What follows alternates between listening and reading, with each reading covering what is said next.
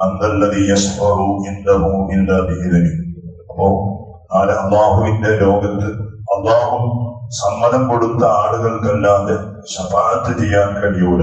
ആ വിഭാഗത്തിൽപ്പെട്ട ആളുകളാണ് ചെറിയ പ്രായത്തിൽ മരിച്ചു പോകുന്ന, തമീസാകുന്നതിന് മുമ്പ് മരണപ്പെട്ടു പോകുന്ന മക്കളും, അതുപോലെ പ്രസവ സമയത്ത് തന്നെ ജീവനില്ലാതെ ഇവിടെ പിറന്നു വീഴുന്ന മക്കളും അള്ളാഹുവിന്റെ കോടതിയിൽ ആ മക്കളുടെ മാതാപിതാക്കൾക്ക്, കുടുംബങ്ങൾക്ക് ശഫാഅത്ത് ചെയ്യുമെന്ന് സയ്യിദുനാ മുഹമ്മദ് റസൂലുള്ളാഹി സ്വല്ലല്ലാഹു അലൈഹി വസല്ലം. അതുകൊണ്ടാണ് ഹബീബായ തങ്ങൾ പറഞ്ഞത്, ചെറിയ ചെറിയ മക്കൾ മരിച്ചുപോയാൽ നിങ്ങൾ സങ്കടപ്പെടേണ്ടവരല്ല, സങ്കടപ്പെടാൻ പാടില്ല, കരയാം, റഹ്മത്തിന്റെ കരച്ച്. എന്നല്ലാതെ അള്ളാഹുവിന്റെ ആ വിധിയിൽ തർക്കിക്കുന്ന രൂപത്തിൽ, അള്ളാഹുവിനെ പോലും കുറ്റം പറയുന്ന രൂപത്തിൽ നിങ്ങൾ മക്കളുടെ മരണത്തിന്റെ പേരിൽ അള്ളാഹുവിന്റെ വിധിയോട് തർക്കിക്കുന്ന രൂപത്തിലുള്ള ഒരു ചുറ്റുപാട് നിങ്ങൾക്ക് ഉണ്ടാകാൻ പാടില്ല. ഹബീബായ റസൂലുള്ളാഹി സ്വല്ലല്ലാഹു അലൈഹി വസല്ലം തങ്ങളുടെ ആണുമക്കളെ എടുത്തു നോക്കിയാൽ എല്ലാ ആണുമക്കളും ചെറിയ പ്രായത്തിൽ തന്നെ മരിച്ചുപോയവരാണ്.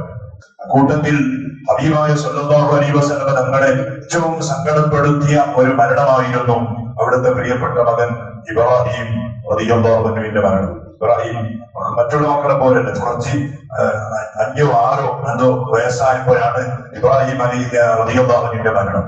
ആ മരണം സയ്യിദുനാ റസൂലുള്ളാഹി സ്വല്ലല്ലാഹു അലൈഹി വസല്ലം തങ്ങളെ കരയിപ്പിച്ച മരണമായിരുന്നു. അവിടുത്തെ ആ കബറടക്കിയിട്ട് കബറിന്റെ അടുത്ത് നിന്നിട്ട് റസൂലുള്ളാഹി തങ്ങൾ പൊട്ടിക്കരഞ്ഞു എന്നാണ്. റസൂലുള്ളാഹി തങ്ങൾ കരഞ്ഞപ്പോ ചുറ്റുഭാഗത്തിലുള്ള സ്വഹാബത്തും കരഞ്ഞു എന്നാണ്. എന്നിട്ട് സ്വഹാബത്ത് ഹബീബായ തങ്ങളോട് ചോദിച്ചു, യാ റസൂലല്ലാഹ്, എന്തിനാ നബിയെ നിങ്ങൾ കരയുന്നത്, ഇത്രയും ഒരു കരച്ചിൽ? ഹബീബായ സ്വല്ലല്ലാഹു അലൈഹി വസല്ലം തങ്ങൾ പറഞ്ഞു, ഇന്നി ലമഹ്സൂനുൻ ബിഫിറാഖി ഇബ്രാഹിം. ഇബ്രാഹിമിന്റെ ഈ വേർപാട് കൊണ്ട് ഞാൻ വലിയ ബേജാറാണ്. എന്ത് ബേജാറാണ്? അത് റഹ്മത്തിന്റെ ബേജാറാണ്, കാരുണ്യത്തിന്റെ കരച്ചിലാണ്. ഒരു ഉപ്പക്ക് മക്കളോടുണ്ടാകേണ്ട റഹ്മത്ത് കൊണ്ടുള്ള കരച്ചിൽ, ആ കരയുന്നതിന്റെ തർക്കടിയില്ല. അതേ സമയത്ത് അള്ളാഹുവിന്റെ വിധിയുമായിട്ട് തർക്കിച്ചുകൊണ്ടുള്ള കരച്ചിൽ എന്ന് പറയാൻ ഉമ്മമാരൊക്കെയും ചെയ്യുന്ന ഒരവസ്ഥകൾ കാണുന്നുണ്ട്. മക്കൾ മരിച്ചുപോയാൽ ആര് സമാധാനപ്പെടുത്തിയിട്ടും വളരെ വികൃതമായ രൂപത്തിൽ നെഞ്ഞത്തേക്ക് അടിച്ച്, അതുപോലെ തലയുടെ മുടികൾ മുഴുവൻ പുറത്തേക്ക് എന്തോ ഒരു രൂപത്തിലുള്ള ഒരു കരച്ചിൽ, അത് പാടില്ല. എന്തുകൊണ്ട്? നമ്മുടെ മക്കൾ നാളെ മരിച്ചുപോയാൽ അള്ളാഹുവിന്റെ കോടതിയിലെത്തുമ്പോ നമുക്ക് വലിയ സന്തോഷമായിരിക്കുന്നു, വലിയ സന്തോഷമായിരിക്കും. അതുകൊണ്ടാണല്ലോ നിരീശ്വരവാദികൾ പോലും മുട്ടുകുത്തുന്ന ഒരു സ്ഥലമാണ് ഇങ്ങനെയുള്ള അവസ്ഥകൾ. നിരീശ്വരവാദികൾ മതമില്ലാത്ത ആളുകൾ, മതമില്ല എന്ന് പറയുന്ന ആളുകൾ, അവർ പോലും അന്തം വിട്ടു നിൽക്കുന്ന ഒരു സമയമാണ് ഈ ഇങ്ങനെയുള്ള മുസീബത്ത് പിടിച്ച സമയങ്ങൾ. എന്തുകൊണ്ട്? മതമുള്ള ആളുകൾക്ക് ഒരു ഉപ്പാക്ക് മകൻ നഷ്ടപ്പെട്ടു പോയാൽ ആ ഉപ്പാന്റെ അടുത്ത് പോയിട്ട് നമുക്ക് സമാധാനം പറയാൻ പറ്റും. ബേജാറാവണ്ട, നിങ്ങളുടെ മോൻ നാലാഖിറത്തിൽ ഇവിടെ ബഹുമാനപ്പെട്ട തങ്ങളുടെ പ്രിയപ്പെട്ട കുഞ്ഞോട് മരിച്ചുപോയി സുരേഷാബി. ഒരുപാട് വലിയ വലിയ തങ്ങന്മാരൊക്കെ വന്ന് ഇവിടെ വന്നിരുന്നു, നിസ്കാരത്തിനൊക്കെ കണ്ടതാണ്. അപ്പൊ തങ്ങന്മാരൊക്കെയും ബഹുമാനപ്പെട്ട തങ്ങളോട് സമാധാനപ്പെടുത്തിയതായിരുന്നു. അവരുടെ അടുത്ത് പോലും നിന്നിട്ട് സമാധാനപ്പെടുത്തിയത് ഒക്കെ ആഖിറത്തിൽ നമ്മുടെ നാട്ടിലേക്കും തന്നെ ഈ കുട്ടി വലിയ ഒരു സമ്പത്തായിരിക്കുന്നു. നിങ്ങൾ കുടുംബത്തിന് മാത്രമല്ല, നമ്മുടെ നാടിന്റെ തന്നെ വലിയ സമ്പത്തായിരിക്കും. നമ്മളൊക്കെയും സന്തോഷിപ്പിക്കാൻ വേണ്ടിയിട്ട് അള്ളാഹു ചിലപ്പോ ഈ ദുനിയാവിൽ ചെറിയ ഒരു ദുഃഖം നമുക്ക് തന്നതായിരിക്കും. നമുക്ക് വലിയ സന്തോഷം ആഖിറത്തിലേക്ക് നേടണം. ആ കുട്ടി നമുക്ക് ശഫാഅത്ത് ചെയ്യുന്ന, ആ കുട്ടി കുടുംബത്തിന് മാത്രമല്ല നാട്ടുകാരായ നമുക്കൊക്കെയും ശഫാഅത്ത് ചെയ്യും, നമ്മളെ സന്തോഷിപ്പിക്കും ആഖിറത്തിൽ. അതുകൊണ്ട് കരയണ്ട. ഇത് എന്തുകൊണ്ട് പറ്റി? മതമുള്ള ആളുകൾക്ക് അത് പറ്റും, മതമില്ലാത്തവനെന്ത് ചെയ്യും?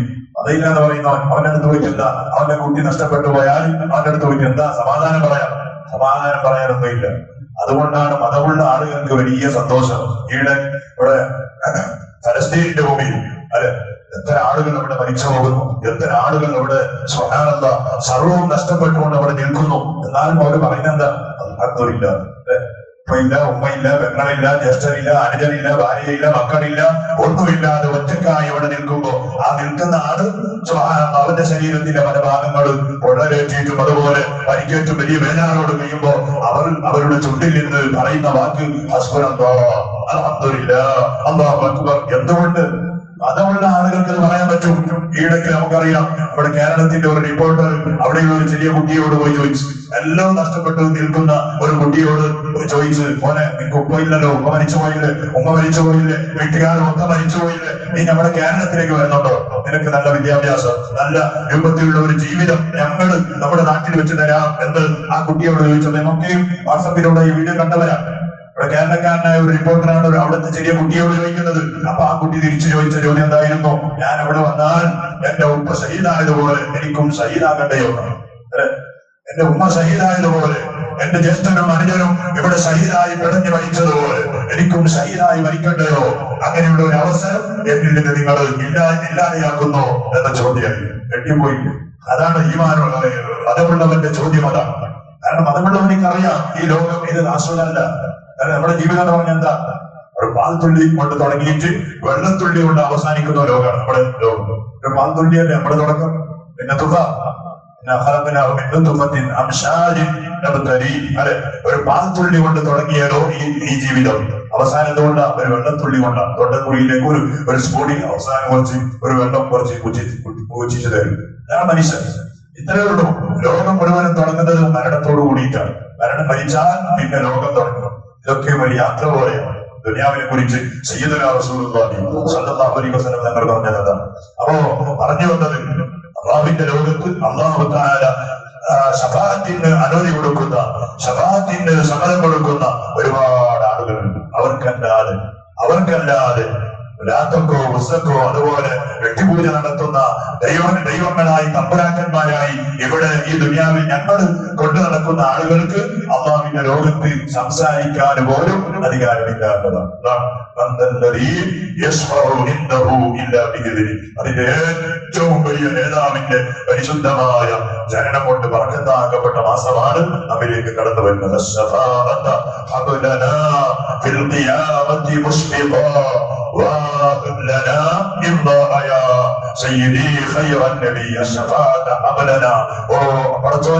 ഞങ്ങൾക്ക് ശഫാഅത്ത് അറിവായ തങ്ങളുടെ ശഫാഅത്ത് തരണേ അല്ലാഹ്.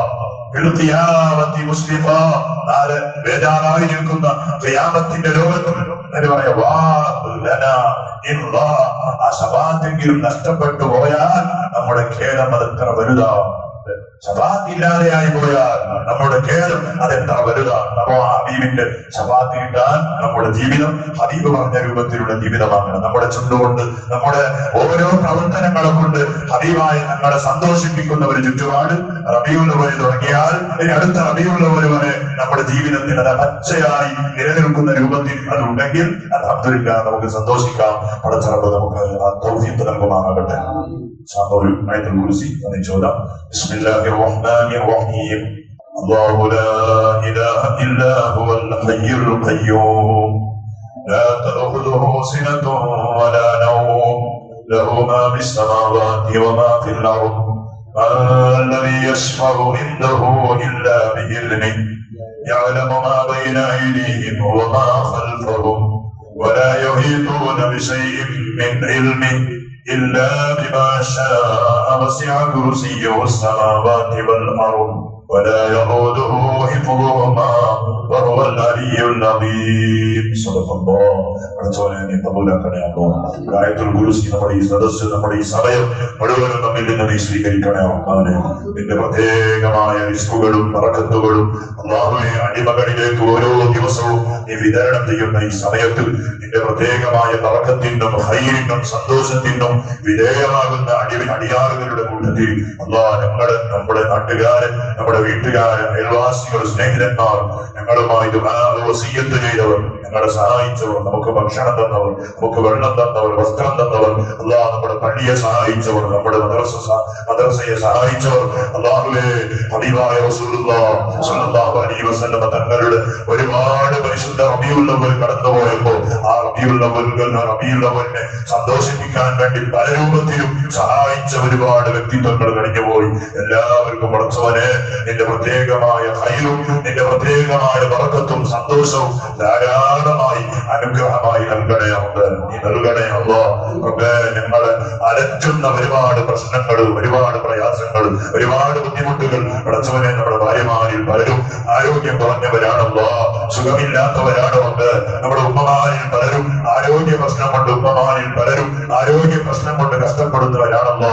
അങ്ങനെ റബ്ബേ ഈ സദസ്സിലുള്ളവരിലും നമ്മുടെ പണിയുടെ ജമാഅത്തിലെത്തിപ്പെടുന്നവരിൽ പലരും പടച്ചവനെ രോഗികളാണ്. നീ ശിവ നൽകണേ അല്ലാ, ആഫിയത്ത് നൽകുക, ആരോഗ്യം നൽകുറബ്ബേ.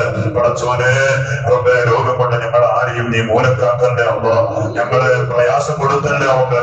നമ്മുടെ ജീവിതത്തിന്റെ പ്രയാസം ഉണ്ടാക്കുന്ന രൂപത്തിലുള്ള ഒരു തടസ്സവും നീ തരല്ലേ റബ്ബാനെ, നീ നൽകല്ലേ അല്ലാ. പടച്ചവനെ ഗൾഫിലും മറ്റും അധ്വാനിക്കുന്ന ഒരുപാട് നമ്മുടെ കുടുംബങ്ങളും നാട്ടുകാരും സ്നേഹിതന്മാരും പടച്ചവനെ ആഫിയത്തുള്ള ദീർഘ ആയുസ് കൊണ്ട് അവരെ നീ അനുഗ്രഹിക്കണേ അല്ലാ.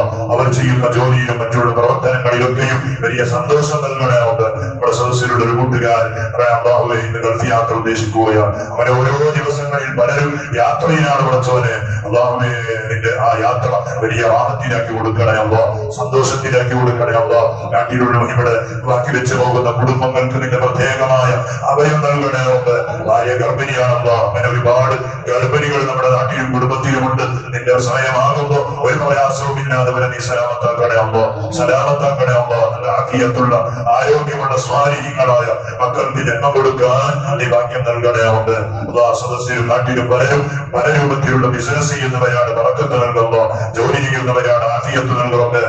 മരിച്ചുപോയ നമ്മുടെ എല്ലാ കുടുംബാംഗങ്ങളുടെ ഖബറും സ്വർഗ്ഗമാക്കണേ അല്ലാ. ബിഹഖി സയ്യിദിനാ മുഹമ്മദിൻ അലൈഹി വസല്ലം. ഹസ്ബുനല്ലാഹു വനിഅമൽ വകീൽ, നിഅമൽ മൗലാ വനിഅമൻ നസീർ.